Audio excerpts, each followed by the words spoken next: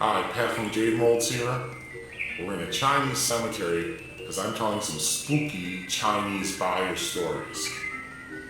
Everyone's heard about Chinese buyers, maybe some funny business going on, and this relates to that a little bit. We've had problems with companies that have very strong Chinese buyers, and I'm going to tell you a few stories about that.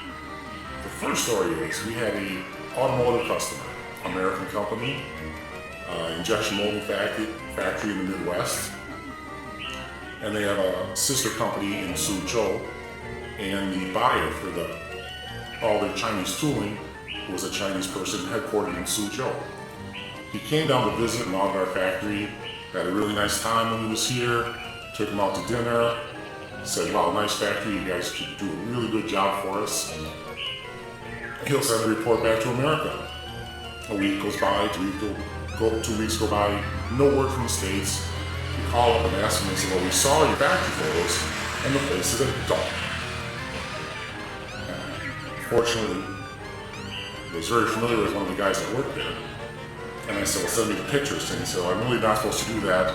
What do you send them anyways? Well, none of those pictures came from my factory. They were time stamped and location stamped from different areas. So it was very easily verifiable. Once I told them that, they flew some American folks over, took a look at the factory, verified that we were a good factory, and we started doing business together. So this is what I mean by a spooky story. There's some mystery things that go on in China, a little surprising, a little unusual. If you'd like to find out more how Jade can help you, if you think you've got a situation like that, where you'd like to understand Chinese business principles more, get in touch with us. We'd love to talk with you. Thanks a lot. I'm out here. It's a little scary. Bye-bye.